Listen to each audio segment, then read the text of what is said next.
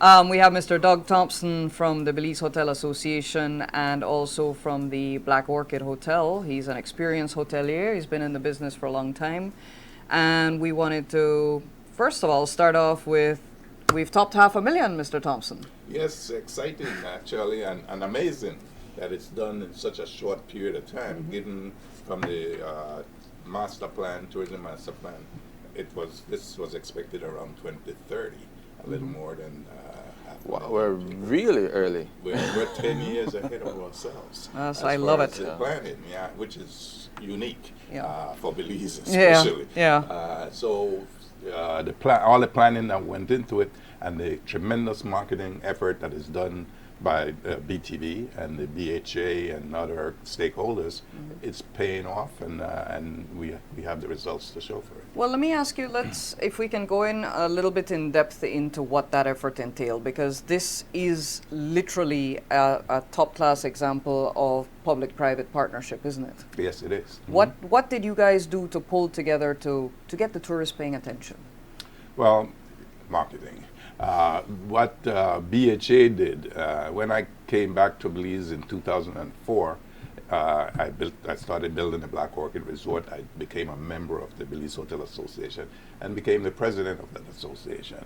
We basically did marketing. We split the chore between marketing with BTIA and BHA.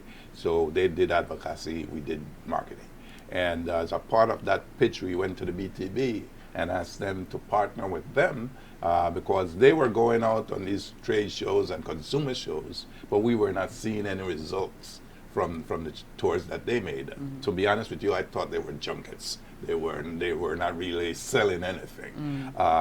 Yes, we helped to put the name out there of the country. I can't say they didn't do anything, but it was minimal. The results were not very good. So they agreed to fund BHA partially to do marketing, to go to these trade shows where we take hoteliers that has something to sell and use them to sell the country. And that continued to grow. It started at 50,000, went to 100,000, and then it's at $200,000 now per year that BTB gives to BHA. We consult with them with what we're going to do with that money, and we split the chore so that when BTB goes out to trade and consumer shows, we don't go to those shows, and they don't go to the ones that we go to. So we could cover a broader spectrum and really have people there that are working. It's not a junket, and it's paying off. Now, in addition to the trade and consumer shows, BTB hires international consultant, well, not consultant, but a marketing firm that does our international marketing. Every now and then you may turn on your television and you hear Belize mentioned in a movie or in a game show or something. All that is not by chance. There are people out there that's placing and getting our name out there. So we went from the Mother Nature's best kept secret to be one with Belize to a curious place. That's all driven by international marketing. And what the next slogan will be, or tagline, we don't know. But BTB right now is in the process of accepting bids for a new marketing agent. The one that is doing it now is also bidding. So they may continue or they may not, but it's out there. We have RFPs and we're working on narrowing it down now to the final 3, and they come in and we do. And I know those international agencies are very important. I remember my time at BTB that we relied on them quite a bit. Yes. When it comes to, especially if there's a issue happening here on the ground. Like I remember around the time you had like tropical storm. I can't remember which one. Yeah. And you had false information or misinformation going on there. Crisis management is extremely important, especially we talked earlier about we having incidents in Belize that require that we have good PR internationally to at least soften the blow or try to alleviate some of the issues. Well, you've answered the question that was going to come. Because so often we don't even have a catastrophe and people, the Caribbean got slammed by 3 hurricanes this year, Belize must have been slammed as well, and you have to combat that. So we have that presence internationally that, whether it's in Europe, in the United States, Canada, and for that matter, South America also. And of course, one of the reasons, because I think people are asking out there, one of the reasons for that international marketing firm is because the people that you want to come, you have to speak their language. Exactly. And we could do as much as we can here, but we are limited as to our reach.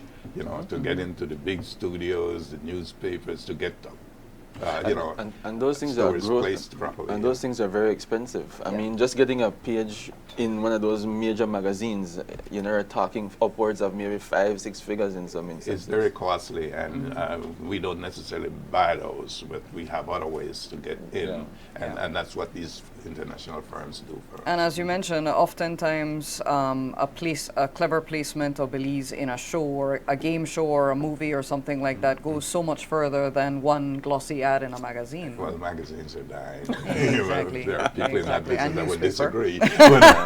They want to, yeah. But it's a digital world we're living in now. So lots of our marketing obviously is digital. Yeah, and some of the tweets we've done have been pretty clever.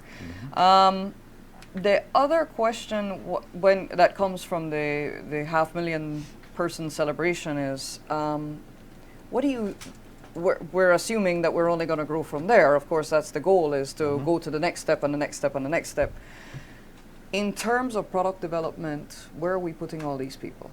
Well, that's the thing, right? We have a stream of major hotels coming online, right? We already have the Hilton here, you have the Marriott, there's a Four Seasons coming. Four Seasons. There's quite a few upscale hotels, larger hotels that are interested and are presently, the ground is broken already in many cases. So that growth will continue. Now, you hear there's a buzz out there that, some properties are not doing well, whereas some others are doing extremely well, right? And so, especially like a place in San Pedro, one of the problems we are having with these new properties is that we don't have the staff, the training in place to really keep up. So they're kind of cannibalizing other hotels, right? So they come in with their nice big fancy hotel and they need staff.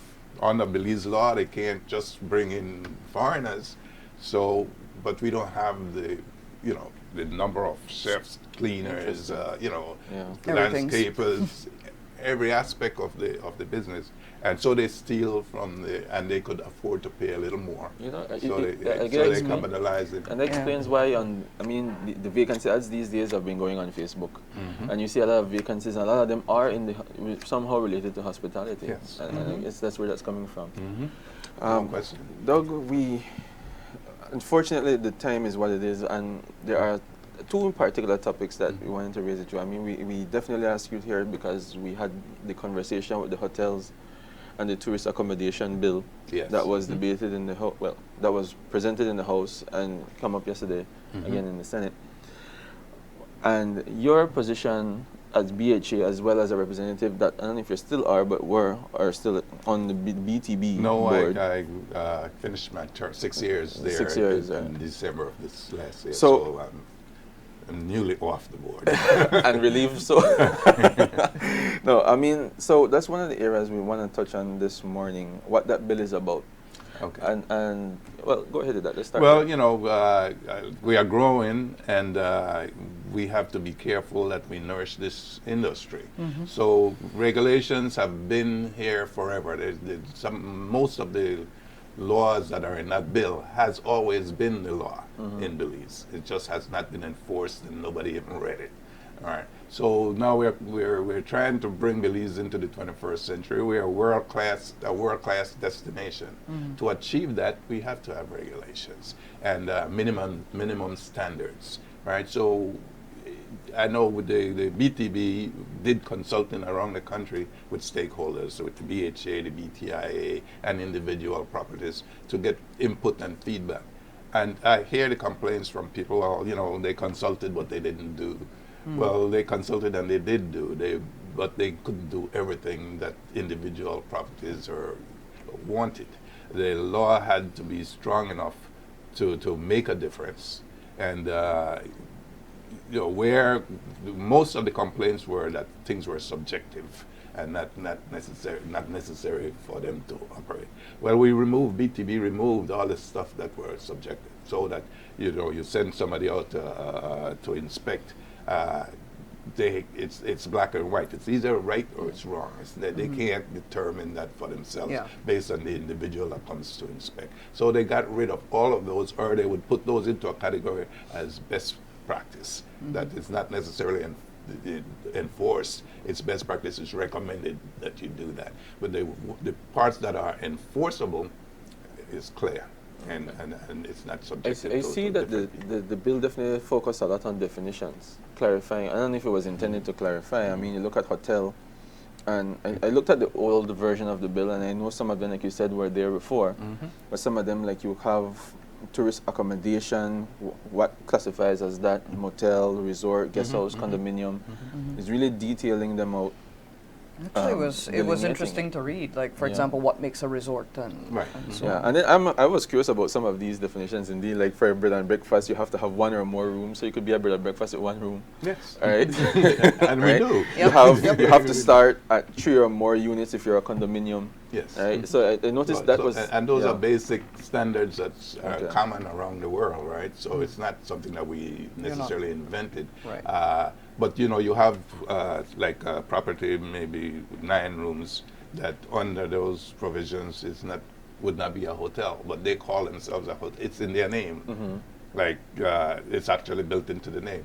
They don't have to change their name, but they are not treated as a hotel in the system. They're treated as a guest house or whatever category they fall in, even though in their name they have the word hotel. You know, we're not, BTB is not suggesting you go back and change your name or anything like that. That would be costly and really a waste of time, so they're not doing that. Yeah. So from the BHA standpoint, I mean, this bill is supported, and I guess it's a positive impact to the industry. Well, time will tell, right? it's new, but yes, I believe that it's positive. Again, if we're going to be a world-class destination, then you know, guidelines have to be there. You know, you can't just knock up a business and say you're a hotel and start operating. You know, because when there's a black eye, it's not the black eye for that property, it's the black eye on Belize. Yeah. So it's defending the country more than the individual properties. Well, one of the things that we were talking about before you came on air, and then we mentioned it also a little while ago, is human capital. With all of these new hotels coming on stream, regulatory is one thing, but in terms of the staffing, in terms of getting people ready to participate in this tourism growth, what would we be advising people to be studying, to get training in? Where are we needing to build up our strength in order to properly Well, you know, develop the product? the universities are now doing programs in terms of hotel management and that type of stuff, but that's really just the tip of the iceberg of in terms of what's needed. We actually would I would like to see a hotel school where you have all the disciplines, and it's not just a hotel, it's a school, it's a training facility, right? And I know Galen University is looking at that possibility, and maybe others are doing it also. But that's really the best way to train the industry, where you have a hotel that's run as a hotel, but indeed it's a school. So you have the supervision and the faculty there that you do the practical work, because you know you have housekeeping, you have yard and gardeners, maintenance, you have cooks, chefs, cooks. You know, it's a wide spectrum. Maintenance is a big thing, right? And but people are just not. We don't have what we need right now. Yeah. We're working on it. People are starting. I know Jim Scott is doing some training at his facility, which is a restaurant training situation. So that's good. But we need more of that. Yeah, I've stayed in one of those in another country, and it's quite wonderful to be part of the experience, because what happens is when you're the guest, you get to do the ratings and the surveys, and you're a little more patient because you know it's students, and the students are so keen and eager to do what they're doing. In fact, where we stayed, the restaurant was staffed. Even the chefs were high school level students, and the food was fantastic. Exactly. So it can be done, and it should be done. I Yes, fully agree because with they you have on that. supervisors that are Yeah, chefs. because theory being taught in school is a whole lot different than practical experience in that exactly. way. That hands-on experience is really needed, and like I said, with more and more larger properties coming online on stream, you know, they're cannibalizing each other right now. They're stealing from Peter to pay Paul, and it's not healthy. But in terms, people of course don't come just to stay in a nice hotel room. They go to the three main things: see our rainforest, see our Maya ruins, see our reefs. How are we developing product to cope with? Well, now we're going over 500,000, heading towards 1 million somewhere in the future, and Ambergris Caye, I know, is our most visited destination, but other destinations are coming up quickly. And then, are we developing sites, places for people to visit that we don't know about yet? Well, we know about, we have sites that are fully developed, and we have sites that are not up to par. And access, Caracol, for instance, you know, it's there. It's an extremely marketable site for tourists and desirable for tourists to visit. Many people that are into archaeology that comes to Belize just because of the archaeological sites that we have also go to Tikal in Guatemala. Many of them go to Tikal. And those of us that are tour operators that take these tours to Tikal would much prefer to take them to Caracol. But accessing Caracol is not easy. The roads are horrible, and I know the government is presently in the process of rebuilding that road, and people on the outside are taking pot shots and, well, why that? What's the view on that? Well, I think it's an excellent thing, not only for Caracol, but for this industry and for the entire area. Right, so once that area is more accessible, you will see more development in the area, and certainly you'll see the growth of tourism in that area. There's significant growth because, like I said, right now, people, when they request sites, they end up in Guatemala and Tikal. Every tour that goes to Tikal has the potential to go to Caracol instead of. What kind of data do we have on the number of tourists going to Tikal? What are we contributing there? Wow, I don't have access to any data on it, but I could tell you without any reservation, it's significant. It's huge. Almost every tourist that comes that are interested in archaeological sites ends up in Tikal. We take them to the border, and then we hand them off to Guatemala tour guide, and this happens every day, right? I have a tour today going to Caracol. It pains my heart using my vehicle to do it. Come back a little squeakier and a little more rattly. So, yes. Is that one of those things you go straight to the garage as you come back? It is. That's every time I take a tour in Cayo. Immediately when you return, because not only, you know, it goes through that rocky road, but all the mud gets caked up under it. Since you're here, there's something that I came across from an IDB project document. And it says here, talks about tourism and agricultural foundation of the Belize's economy. It says the Caracol region could contribute significantly to national economic growth. However, the region lacks sustainable development. And it goes on to say, in this context, the poor condition of the road affects the region's development, hampering access to tourism assets as well as renewable resources. So you're saying... I agree with that 100%. Like anything else, if you have infrastructure to move people, you get development. Like, for instance, the coastal road, if that thing gets paved, you'd be surprised to see how many businesses are going to spring up on that road going into Dangriga from that end. So it's a matter of putting in the infrastructure, and I suspect, and I guess we have to say this, it's a separate thing to say you're questioning whether or not the sums are accurate and all the corruption talk, separate from the actual deed. That is a totally different subject, and I agree. It's the hammer situation. Yeah, that's a FOIA question. Yeah, that's a different. But the thing is that, and often in these situations, agriculture and tourism do go hand in hand.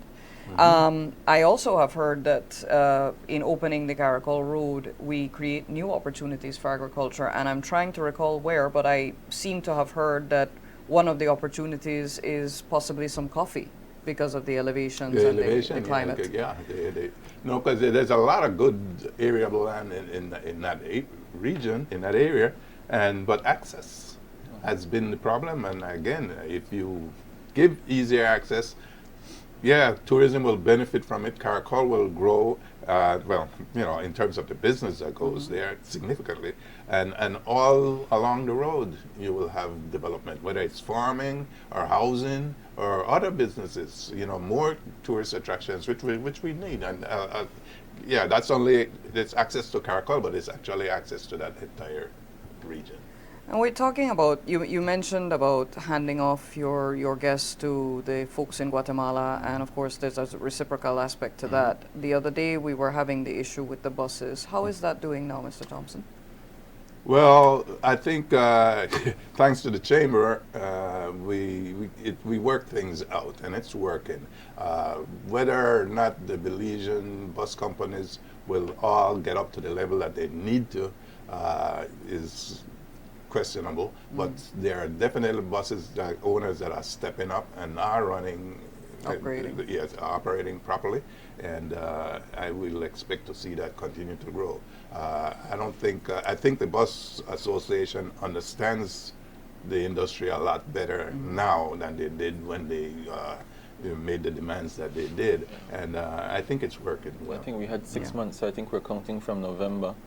Yeah, so and most of them will not make that 6 months, but many are. And new companies are springing up, bus companies that with proper buses. I know I utilize one that is based in Boom that has excellent buses. And I'm sure I see the Biltmore are also using them. And so instead of all foreign buses, we have a mix now, and the local ones are growing. That's good to know, because I mean the idea is that you have an opportunity to use your own product, but that you deliver that quality that's expected. That's how we work together, no? Exactly. I know that. I mean, we had to compress an hour worth of conversation in about 20 minutes. Yeah. But I have to ask you this question before you leave, Mr. Thompson.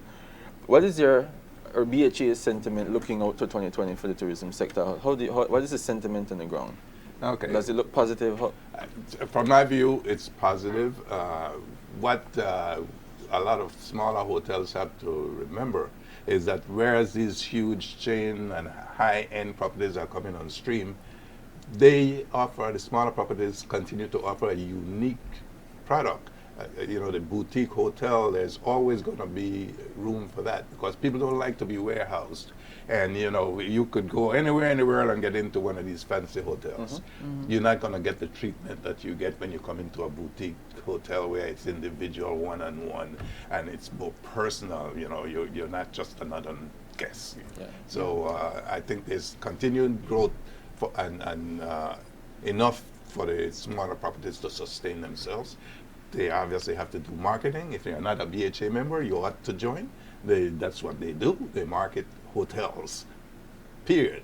And so if you're not a BHA member, I'll take advantage of this opportunity to invite you guys to join the Hotel Association and become a member and get the experience that they have as a part of your product. Excellent. Wonderful. Mr. Thompson, thank you for taking the time to join us today. I know you ended up a little bit under pressure, but you made it regardless of the challenges. And that's, I think, the success of the tourism industry, that you guys make it regardless of the challenges. Exactly. That's and what we do. hopefully we'll have you back here soon and again, equally hopefully, some more good news. Well, I hope so. I think Belize is such a unique destination. Most of our attractions are natural. Nobody built it. Well, the Mayans gave us, we inherited the archaeological sites from them, but the cave system, the reef, and it's all natural. It's not Disneyland. It's natural, and it's ours. We're blessed. And our anthem covers it very well. Yeah, well told. Yes. Okay, and folks, thank you for joining us today for yet another discussion on Business Perspective. We will see you back next week.